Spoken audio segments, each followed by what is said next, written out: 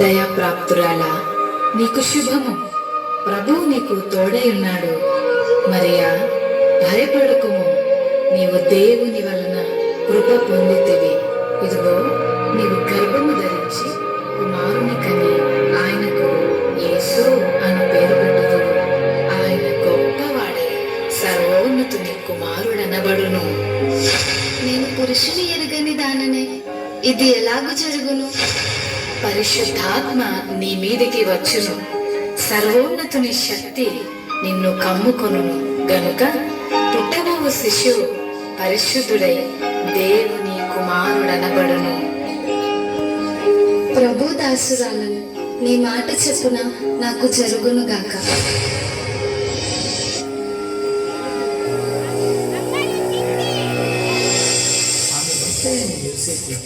నీతిమంతుడై ఉండి ఆమెను అవమానపరచినక రహస్యముగా ఆమెను విడనాడని ఉద్దేశించి అతడు ఈ సంగతులను గురించి ఆలోచన చేయుచుండగా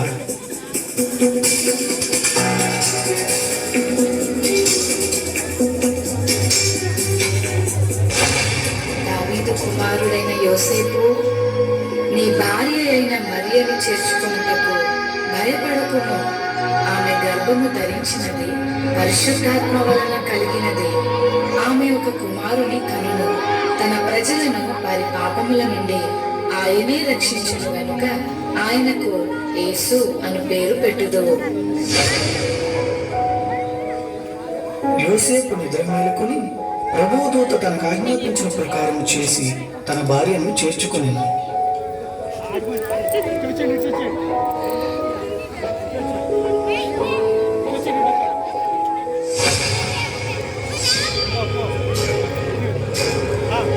ఇందు మూలముగా 50 మంది ప్రజలకు తెలియలేదు ఏమనగా ప్రజా సంఖ్య రాయవాలని కైసర్ ఆగస్టు నిర్ణయించడం వలన ప్రజలంతా తమ తమ స్వగ్రామాలకు వెళ్ళి ప్రజా సంఖ్య రాయించుకోవాల్సిందిగా తెలియజేయమన్నా.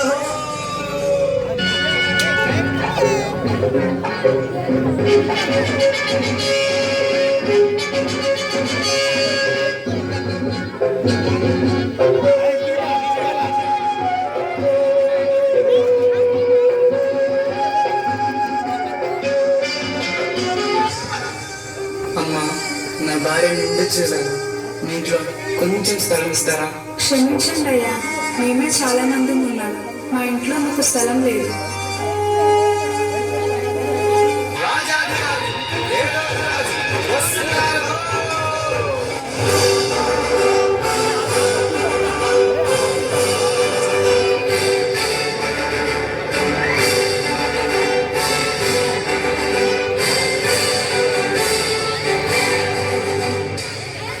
రాజైన హేరోదు దినములలో యూదా దేశపు బెత్లెహేములో యేసు పుట్టిన పిమ్మట, ఇదిగో, తూర్పు దేశ జ్ఞానులు యెరూషలేముకు వచ్చి, యూదుల రాజుగా పుట్టినవాడు ఎక్కడా?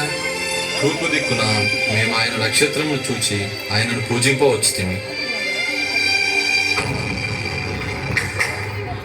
చిత్తం మహాప్రభు. క్రీస్తు ఎక్కడ పుట్టును?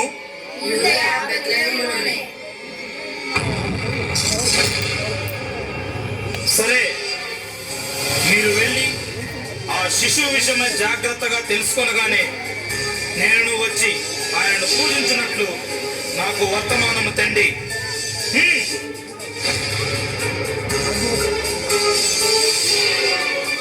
నేను ఓటమి ఎరుగని హేరోదు రాజును మరి ఒక రాజును పూజించడమా?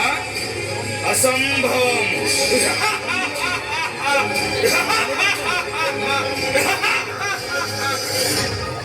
ఆ దేశంలో కొందరు గొర్రెల కాపరులు పొలంలో ఉండి రాత్రి వేళ తమ మందను కాచుకొని చిన్నగా,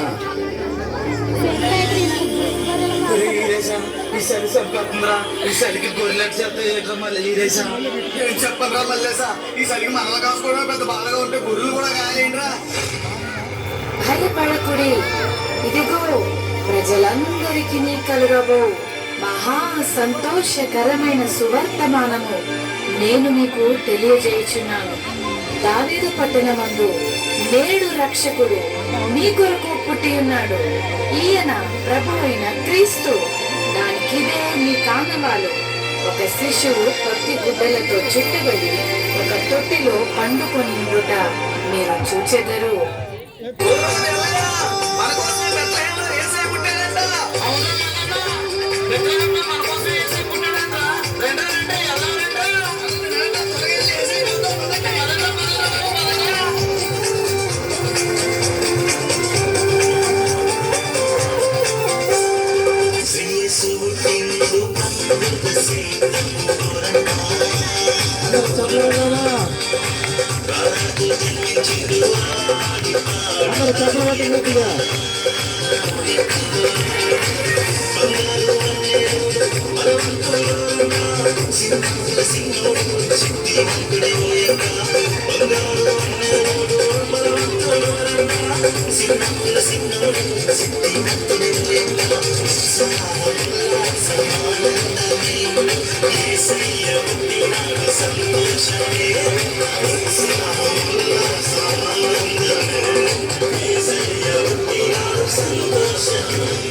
వీళ్ళంతా ఎక్కడికి వెళ్తున్నారు? అదే నాన్న, బెత్లెహేములో మన రక్షకుడైన యేసయ్య పుట్టాడంట. అమ్మా అమ్మా, ఆ యేసయ్య నాకు కూడా చూపించవా? తప్పకుండా చూపిస్తాను, పద వెళ్దాము.